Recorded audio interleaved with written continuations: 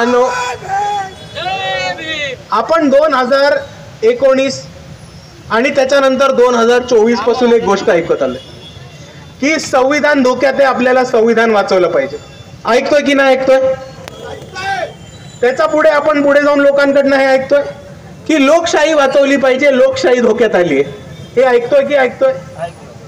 पण ज्या ज्या लोकांनी आपल्याला हे येऊन सांगितलं की लोकशाही आणि संविधान वाचवलं पाहिजे, ती धोक्यात आली आहे, त्यांनी आपल्याला कधी हे समजायचा प्रयत्न केलाय की ही संविधान आणि लोकशाही धोक्यात कशी आली?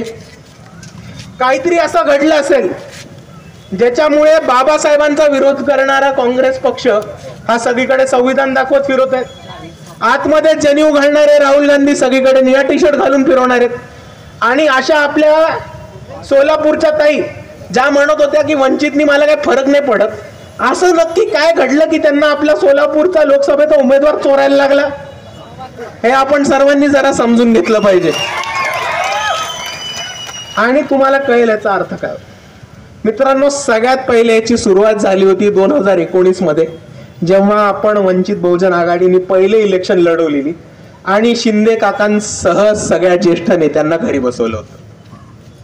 त्याच्यानंतर यांना कळलं की इकडे एक आंबेडकरवाद्यांचा उठाव झाला, इकडचे तमाम वंचित बहुजन आदिवासी मुसलमान आंबेडकरवादी दलित सगळे पेटून उठले, तर वंचितांच्या हातात सत्ता येईल. हे भाजपला पुढे जाऊन हरवतीलच, पण पहिले हे राष्ट्रवादी आणि काँग्रेसला महाराष्ट्रात संपून टाकतील. आणि म्हणून त्यांनी ठरवलं की यांचा जो अजेंडा आहे, यांचं जे म्हणणं आहे ते आपण चोरू. सोपी गोष्ट आहे, हो का नाही सांगा? 2024च्या आधी कोणत्याही काँग्रेस नेत्याच्या हातामध्ये संविधान बघितलं होतं का? नव्हतं. 2024च्या आधी कधी ताई आपल्या जयभीम म्हणत होत्या का? नव्हत्या. कोणाच्या गळ्यात निळ्या गमछा होता की नव्हता? बाबासाहेबांच्या घोषणा देत होते का? नव्हते. मग हे कशामुळे सुरू झालं? हे सुरू झालं कारण वंचित बहुजन आघाडीने 2019 मध्ये 46 लाख मतदान घेतलं आणि त्याची सुरुवात आपल्या सोलापूर आणि पंढरपूर मधनं झाली. आणि मला आठवतं त्या प्रचारामध्ये आपण सर्वांनी आमची साथ दिली होती.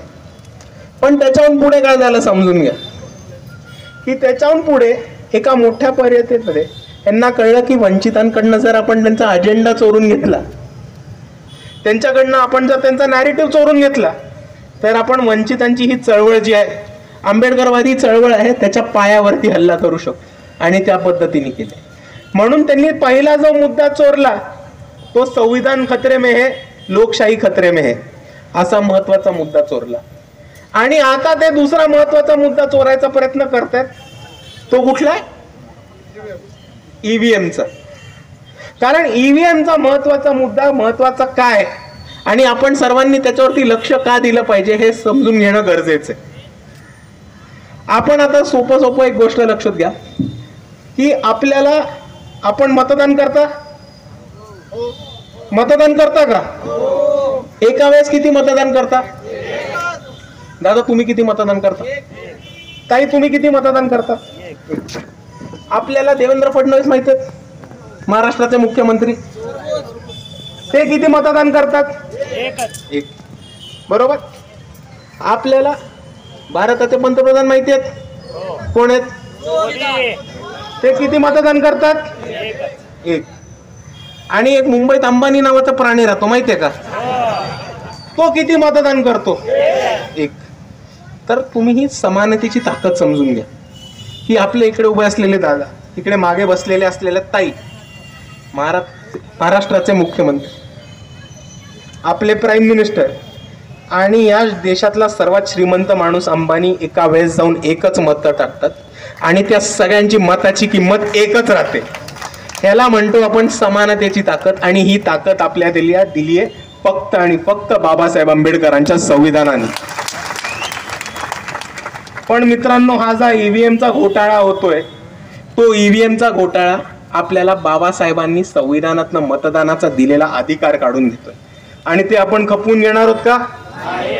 सोपा मुद्दा आहे. तुम्हाला माहिती आहे तुमच्या गावामध्ये 20 लोक आहेत. 20 लोकांनी जाऊन एका पक्षाला मतदान केलं आणि तिसरा माणूस 200 मतांनी निवडून आला. गावात आहेत 20 मतं. तुम्हाला वाटणार नाही का गफलत झालीये? वाटणार नाही का गफलत झाली आहे, कुठेतरी गेम होतोय, कुठेतरी पाणी जास्त मुरतंय? वाटेल की नाही वाटणार? जर असंच होत राहिलं तर तुमचा लोकशाहीवरती भरोसा राहील का? जर असंच होत राहिलं, लोकशाहीवरचा भरोसा उडला, तर तुम्ही उद्या मतदानाला जाणार आहात का? आणि जर मतदानाला कोणी नाही गेलं तर नरेंद्र मोदी आपले डिक्टेटर होऊनच गेले. मग किम जोंग उन मध्ये आणि नरेंद्र मोदी मध्ये काय फरक? हुकुमशाही येईल. जर कोणी मतदानच नाही केलं तर आपल्या देशात हुकुमशाही आली. आणि अशा पद्धतीचा एक षडयंत्र इकडे उभा राहायचा प्रयत्न होतो की आपण जाऊन किती मतं दिली तरी सेटिंग करून ज्याला मतं पडायची आहेत त्यांनाच मतं पडत असली तर हा लोकशाहीचा आणि संविधानाचा गळचेपी आहे. आणि त्याच्या विरुद्ध वंचित बहुजन आघाडी कायमस्वरूपी भूमिका घेत राहील आणि या ईव्हीएमच्या लढ्यात लढत राहील. आणि इकडे तसंच मांडत असताना एक महत्वाचा मुद्दा मांडायचा आहे. आपल्याबरोबर रणजित दादा आलेत, सरपंच मरकजवाडीचे. त्यांनी एक महत्वाची भूमिका घेतली होती. त्यांनी म्हटलं होतं की आम्ही डोर टू डोर प्रचार केलाय, घरोघरी गेलोय, मला माझ्या गावातला माणूस आणि माणूस माहिती. 1800 मतांचं गाव आहे. त्यांची गॅरंटी आहे, सगळ्यांची गॅरंटी आहे की 1800 पैकी मतं एका उमेदवाराला जाणार आहे. पण ते तसं न होता अख्खं उलट येऊन 1500 मतं भाजपला पडतात. गावातल्या कोणाला पत्ता नाही, सरपंचाला पत्ता नाही, बूथवरच्या माणसाला पत्ता नाही, उमेदवाराला पत्ता नाही. पण त्याच्याहून महत्वाचं, मला खास करून मरकजवाडीच्या तमाम लोकांचा इकडे सत्कार करण्याचं कारण हे होतं की त्यांनी न घाबरता न मागे सरकता इकडच्या सरकारला, प्रशासनाला आणि इलेक्शन कमिशनला आव्हान दिलं की तुम्ही जी चीटिंग केली आहे त्याच्यावरती आमचा भरोसा नाहीये, आमचा भरोसा नाहीये.